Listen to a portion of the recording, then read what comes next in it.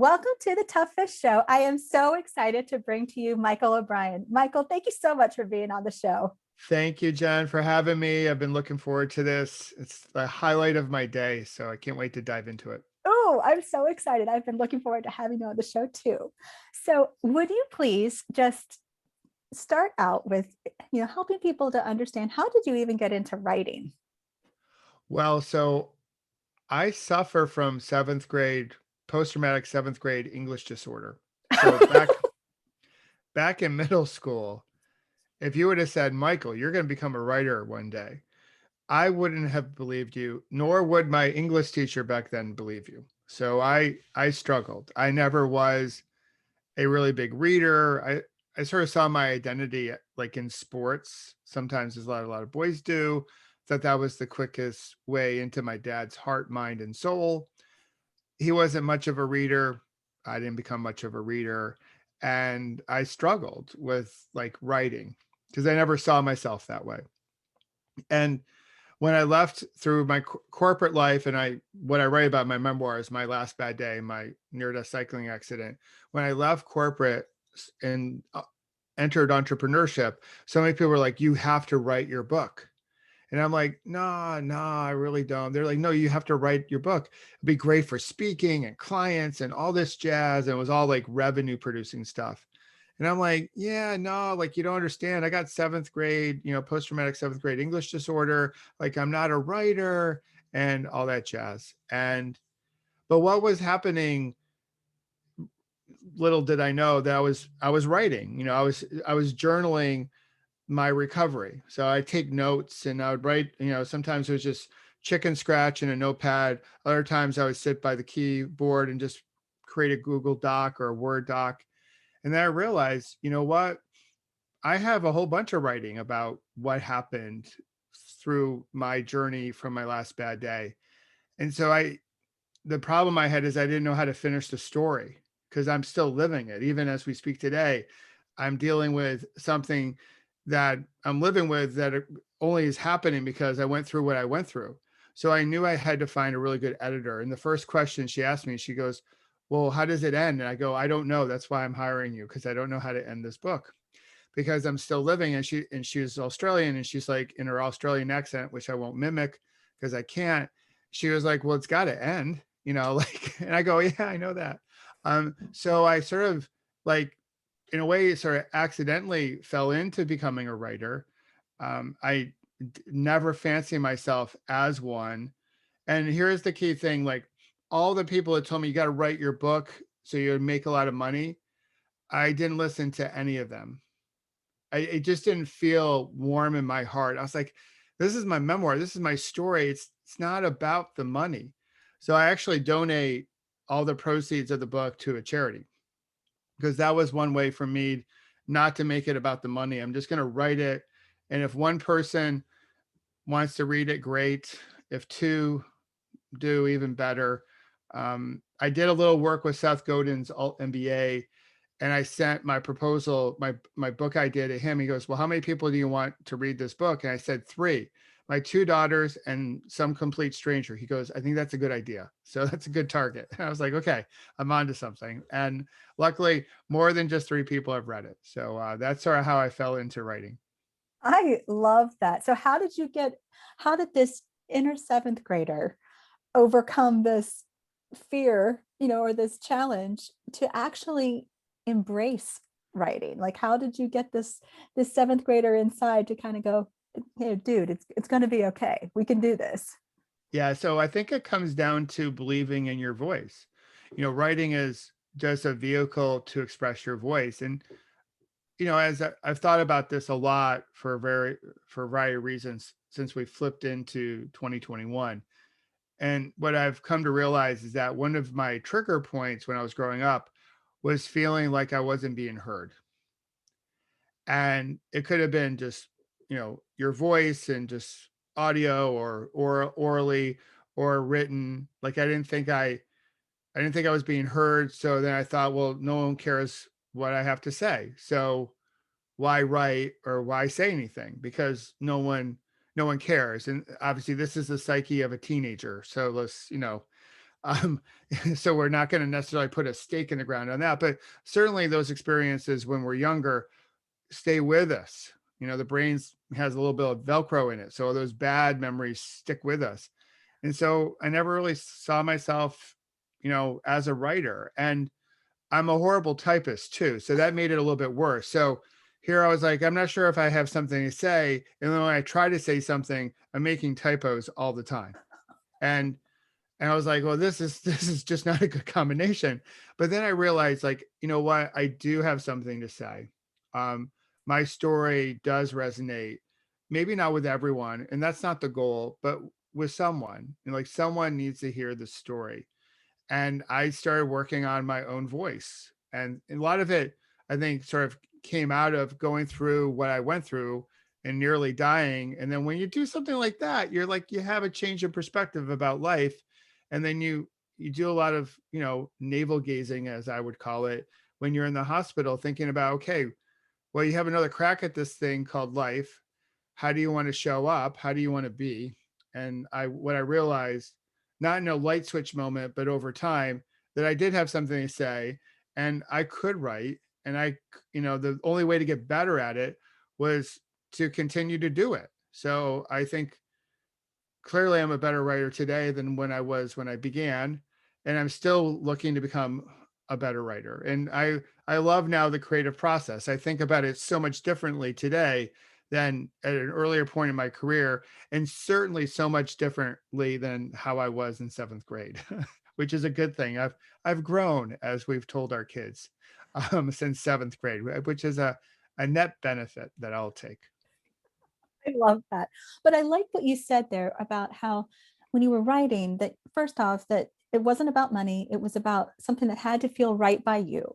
But the other part of that is that you were okay with understanding that this wasn't for everyone and it wasn't intended for everyone. I think both of those are such really important things to bear in mind, because so many times when you are writing, if it's especially if it's your first book, that's something that you might not realize that it's not for everyone. You might think it could be, but really you want it to be for the right reader. You want it to be for the right person. And it's that person who realized you're helping them see something else too, or you created something that they said, that resonates with me, it speaks to me.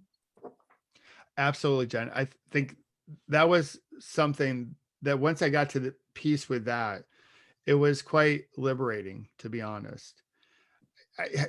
When you write your memoir, you're writing sort of the naked version of yourself. So I wasn't writing the 20 tips to slay LinkedIn, which is a great book. And many people have written that book and everyone's slaying LinkedIn, right? But this is about me and us, my family. And so when you put that out there, there is a little bit of hesitation to say, what about if someone doesn't like it? Yeah. Like, because that can get really deep and personal. Again, not just me, but my whole family's are basically actors or characters in the story. So, but I knew that not everyone was going to like it. Not everyone was going to like how I wrote it. They were maybe looking for something else, like the tricks or the tips or the hacks for them to create a better life. And I don't necessarily get into that. It's not a how-to guide. It's a story about what happens when the unexpected comes your way. And then what do you do with that moment? How do you look at life? How do you reframe things? Where do you have gratitude that you can lean on? Who's in, as I would say, your Peloton, the people that you're riding with? So, certainly there's been folks who are like, well, I wish you would give me a how-to. And I'm like, well, it wasn't a how-to book. It's a memoir about this story. I'm like, I'm sorry. So I'll write that one next. So, but I realized, like, yeah, if I can reach just even a few people, it was so well worth it, and again, I've never really, I have no idea, like, the financial aspect of the book. If I could add up everything, I really don't have any sense of like how much money I've made off of it or money I've spent on it. I just did it because I felt I wanted to do it. My wife encouraged me to do it too. She's like, she told me it could be really therapeutic for you to write this book. Like, you went through so much, and to try to get it out of your head, out of your body, out of your soul and onto paper. like just the therapeutic benefits of writing it would be well worth it. And I was like, okay, yeah, that's a really good idea too. I'm glad I married you. You're really smart. Right. And I was like, all right, we're going to do this. And so that's sort of how it came to be. She's right, though, that writing is it. There is something cathartic about it. And it's one thing to write in a journal, but it's another to write a memoir. And it takes a different shift. But I would shift, how convenient to have that. Yes. So I've said that since.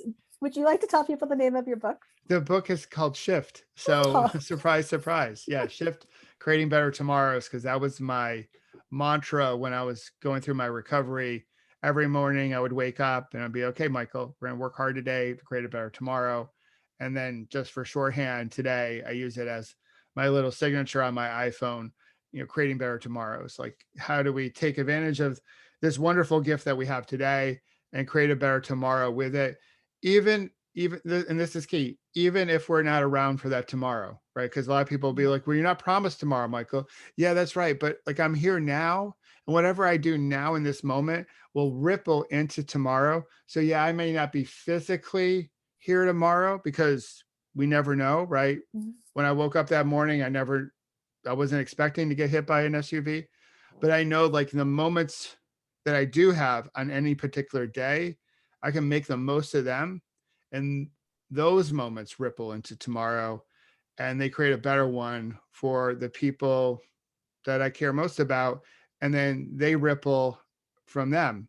And then there's a beautiful ripple that eventually goes around the world. At least that's my 2 cents. that's how I think of it too, that you really don't know the impact that you can have.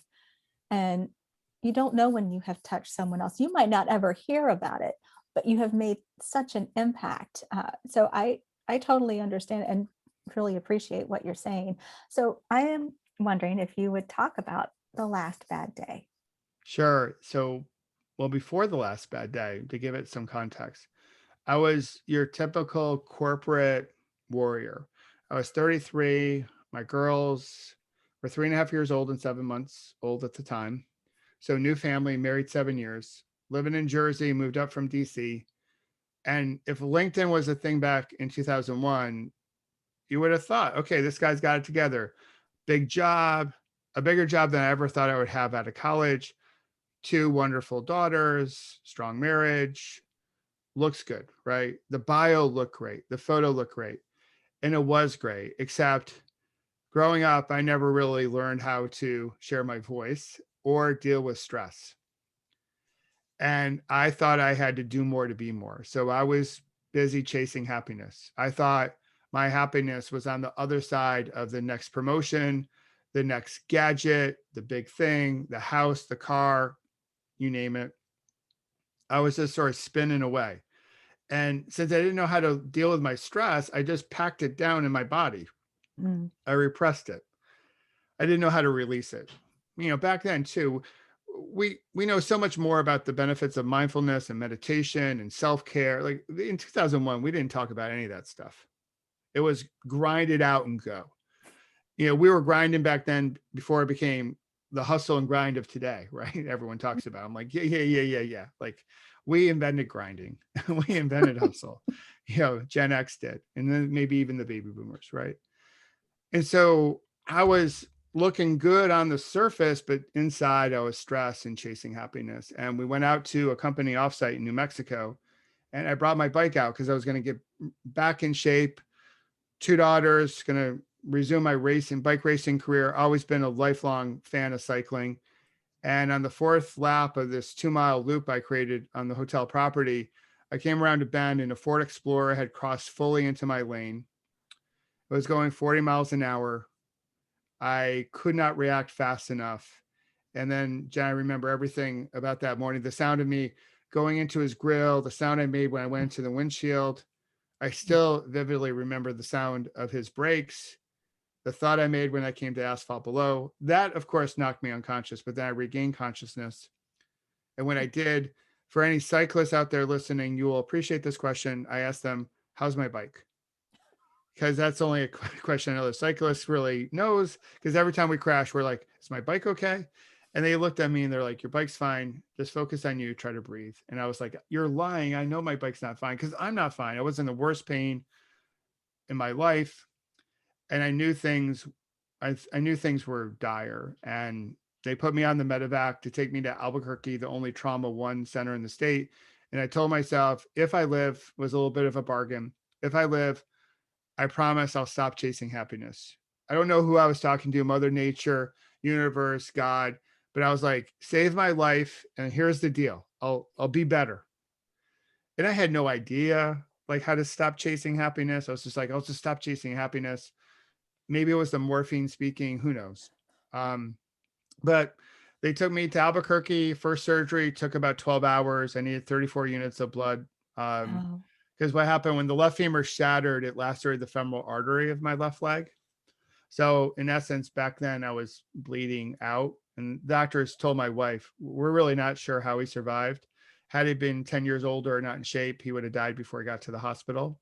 Oh God. And I spent a whole bunch of time in the ICU. I came out of the ICU and the doctors painted a pretty grim picture of my future.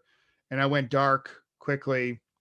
I, I didn't have to worry about chasing happiness because I couldn't even see any happiness based on the picture they painted. And I stayed that way, like trying to be nice on the outside, like, oh yeah, like what an opportunity, like in like phony gratitude. Yeah. And deep down inside though, I would cry myself to sleep, wondering like, why this happened to me? Why do bad things happen to good people? I was living the script. You know, Yeah. you get a job, you meet someone, you marry someone, you raise a family, you work your way up the corporate ladder. That was the whole thing. And I was like, I was doing that. Like, this isn't part of the deal. And fast forward a bit, I came back to New Jersey eventually, and I had one of my low moments. And one of my mentors said, hey, you know what, Michael? All the events in your life are neutral until you label them. And I was like, huh? Mm. I was like, is this like a Jedi mindset career coach thing you're doing? He goes, no, no, no. Everything is neutral until you label them. You're just quick to label everything. We all are. You've labeled yourself as a victim. You can choose a different label. That's what I'm trying to offer you up. I don't Wow. know what that That's label is. You have powerful. to pick that label. And then I was like, okay, I'll think about that. And I thought about that. And I realized he was right again, you know, and I was like, okay, well, how can I be known? How can I reframe this basically? And that was the start. And it was, again, not a light switch. It was 5 steps forward, 7 back, 3 forward, 2 back. And that's how it's been going since that moment, and trying to do a little bit better tomorrow than I did today, and just keep on getting better and better and better. And that's been sort of the journey. And the key part of the journey is I didn't do it by myself. You know, it took so many people for me to get here with you today. Obviously it's my memoir, but it's everyone in our lives that helped, support our family, support me.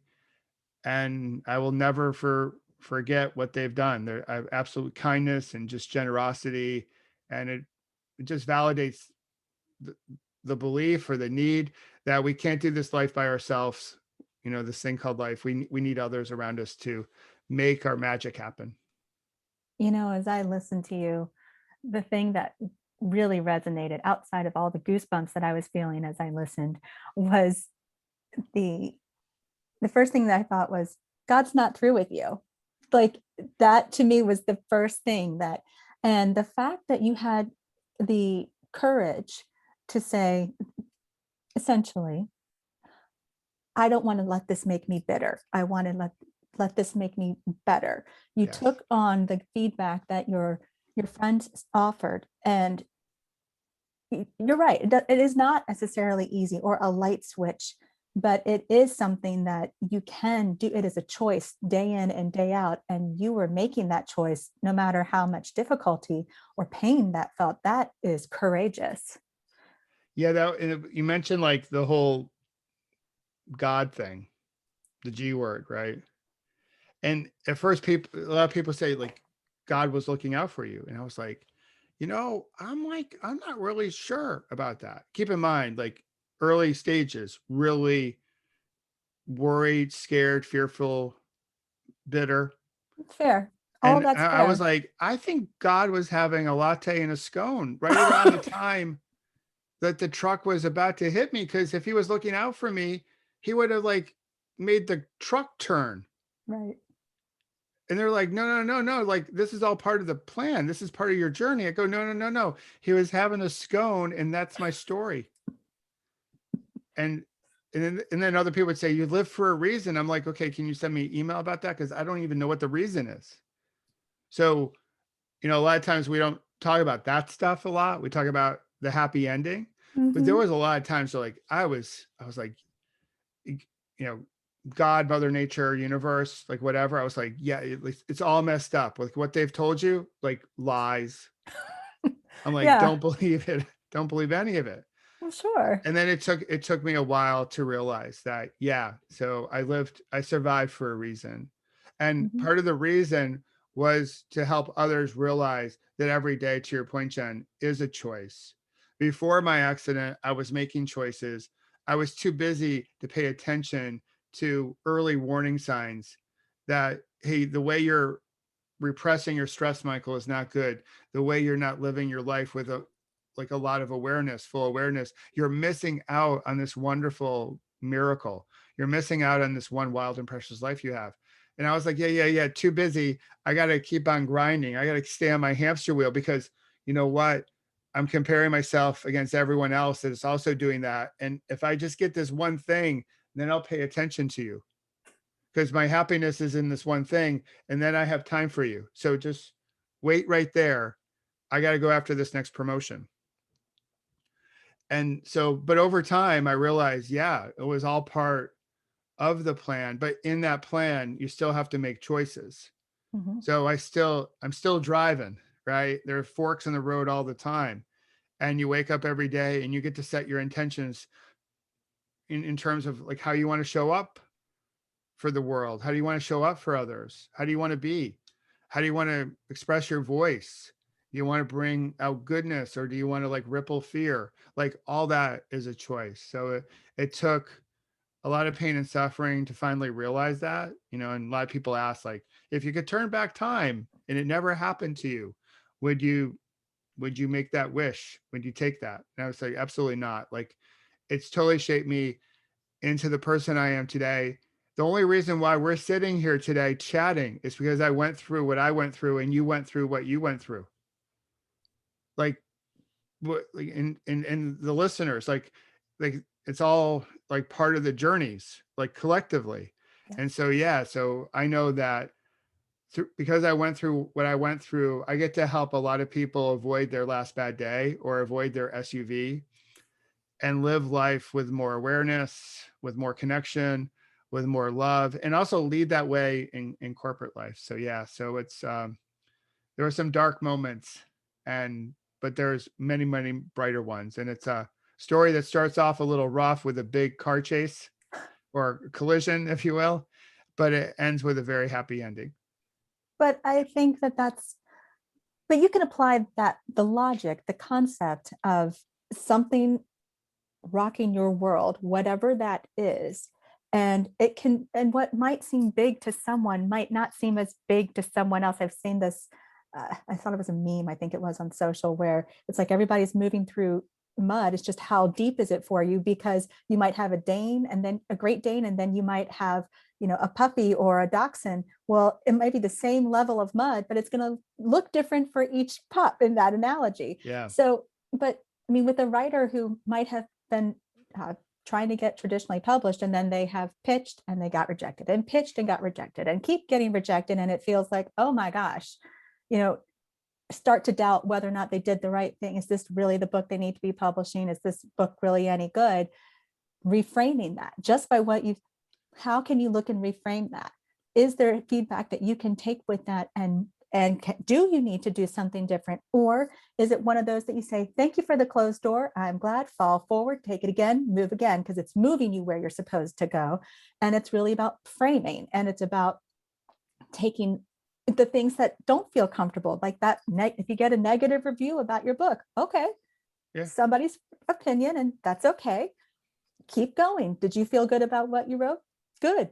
Keep going. So that's what I hear in what you're describing, and how it could apply to anything, to a corporate life, to a writer's life, to and something that's truly happened in your life that is traumatic, how you can reframe that. Absolutely, John. I think even like what we've all gone through over the last year, I sort of now geek out on resilience, and I have a framework I developed called GRACE because I just love the notion of grace. Mm-hmm. And it stands for gratitude, reframing, awareness, acceptance, agility, and action. A lot of A's there. Those were like that. That's my chance to be a straight A student.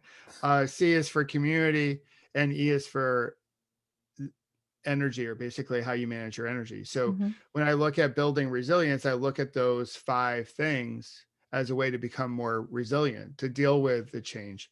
So we can have a moment, say on a bad book review, where we can feel upset or sad or whatever, or disappointed.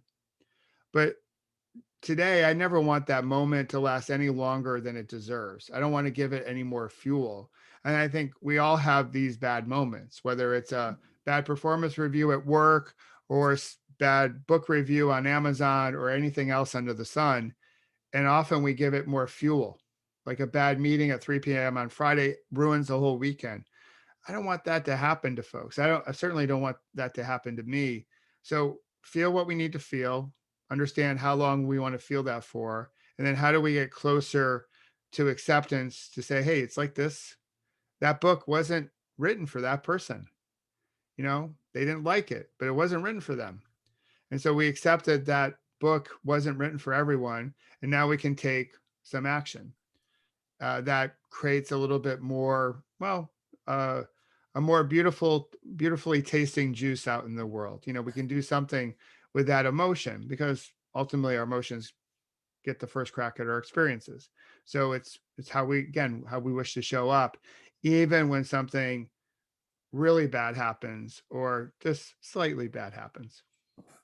Well, I now if people are listening on the podcast, they're not going to see what's behind you, but let me describe it. There's a black t-shirt that says pause, breathe, and Reflect. reflect. Yep. And I have seen that as something that you do within Clubhouse, but would you talk a little bit more about what that is? Yeah. So there was a time where, like, after my mentor said, hey, everything is neutral, the whole concept of neutrality, I knew I had to get my mind right in order to heal my body. So I knew enough from all my sporting activity that mindset was so key. So I just, something was in me, Jen. I was like, I just got to quiet my mind. So the next morning I got out of bed, into my wheelchair, and rolled myself to a quiet place in the hospital. And I just sat in quiet. I knew nothing about meditation or mindfulness. I thought it was something that hippies did in California, people that would eat grape nuts and stuff like that. Again, it's 2001. It's not, we don't have the Calm app yet. That's well before that. And I was like, yeah, that stuff. I'm not doing that stuff. But I knew enough to get quiet. And that helped me quiet my mind so I could start working on healing my body. And that got me out of my wheelchair, got me out of the hospital eventually. And then I just used what it sort of morphed into were like these 5-minute pause, breathe, reflect breaks. I used to call it grabbing a PBR because then everyone was like, oh, Pabst Blue Ribbon. I'm like, no, not that kind. So this kind of just like slowing everything down. And that moment of reflection can be, hey, what can you still do? What do you still have? Where's gratitude in this moment? How do you need to reframe the situation? What do you want to say and do next? Basically, how you want to show up next. So by slowing down, which I think we could all do a much better job here in 2021 doing, hitting the pause button, connecting with our breath, and then reflecting on this moment. How can we look at it differently? And then how do we wish to show up next? And if we did that, if we were just a little bit more thoughtful, I think we can build better connections. And we need right now to build better connections because we also, as a country, heck, as a planet, we need to heal our mind before we can really heal our body. And just to me, it's very similar to what I went through in the early stages of my recovery. That makes sense. And when I think about from a writer, if they're working on a piece, let's say, and they're just stuck, this piece, it's just not going, or they can't seem to get this idea to flow, or they've gotten to a certain point, and it's like you had the conversation with so how does it end? What do I do with this? How do I get it to this next part? How do I finish this transformation for this reader? Or how do I finish this journey for these characters? Sometimes that break, that pausing, that taking the breath, that reflecting, that time away from doing can help create that clarity or create that space to say, oh, now the juices are kind of coming back to me and I know what to do with this. Even if I don't really know, I'm in a different space to be able to create. So I really like how you talked about that. Yeah, and so I created the apparel brand like last year because so many people are like, I'm grabbing a PBR. I'm like, oh, good, all right, awesome. And I had no, you know, I had no idea like it was going to become a thing. But there's a really cool message, a really cool letter that I wrote that's printed inside the shirt. Nice. So when people put it on, only they can see it, and it's the whole message that what's on your inside is what matters most. Oh, I love that. And it's all about resilience, and it's all about coming back to your breath. All lessons I've learned through my recovery and as a writer and also as a corporate leader. I love that. I love that so much. Michael, where can people connect with you and where can they get your book? So the best place to connect is michaelobrienshift.com. And you can find out all about me there and sign up for my blog and all that jazz. You can get an autographed copy of the book there as well, but you can also check out this little company that Jeff Bezos created called Amazon, and you can get the book there as well. Cool. Michael, thank you so much. You have been so much fun and so much wisdom has been shared. Thank you so, so much for being on this show. Thanks for having me, Jen, and look forward to connecting with you on Clubhouse and other venues as we go forward. Definitely.